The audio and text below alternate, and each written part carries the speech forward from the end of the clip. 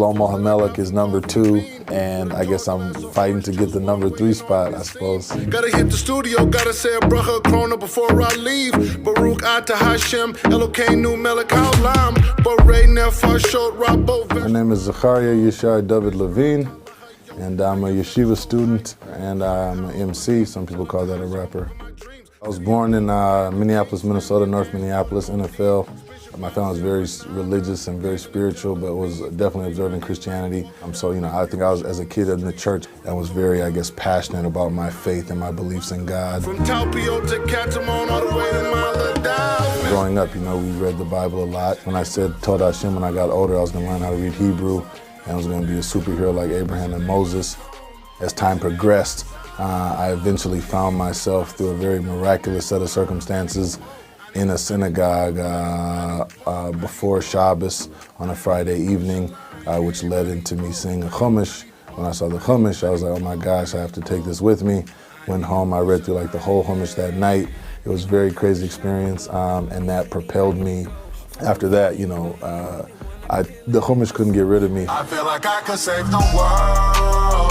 I feel like I could make a change. I just felt certain things didn't quite make sense to me as I was a child. You know what I'm saying? My grandmother, I said, Grandma, did you know Shabbat isn't even on Sunday? She said, yeah, back in Jamaica, we know the Sabbath is on Friday and Saturday. And I was like, what? I'm like, why didn't you tell me this, I actually met a relative who told me that our family had migrated from Israel down into West Africa, that we were, the people of the Bible, and that furthered and motivated me on my journey to just dig and work.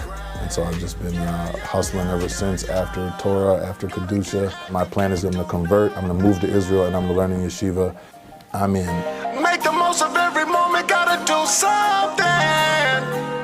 I had cancer as I was a kid, 16 months old, lost my right eye.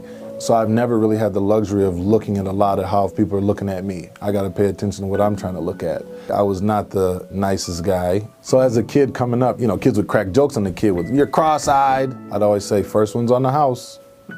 You come back for another joke, I'm gonna tax you. And allegedly, I could have been involved in a lot of different mischief. And so I didn't have a lot of regard for the rules. So I think the first thing that caught the attention of my loved ones was all of a sudden this guy's not eating all the food. Why? He's saying it's not kosher or whatever. Since when doesn't he finish all the chicken? All of a sudden this guy's going to prayer, and we don't see him on Friday night.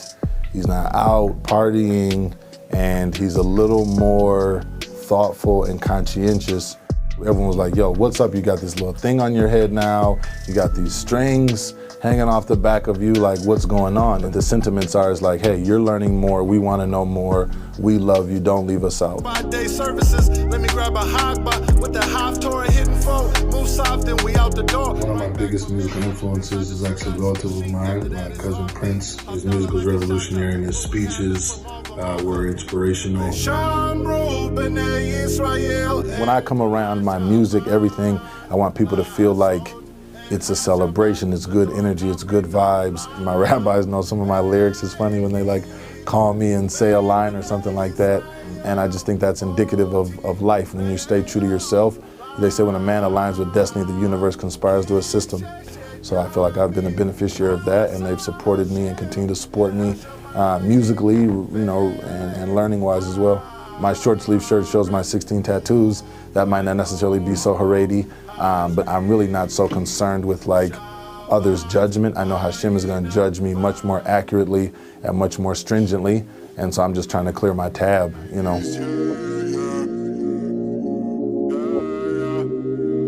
Sheesh! Y'all hear the Ynet shout out? Come on, baby.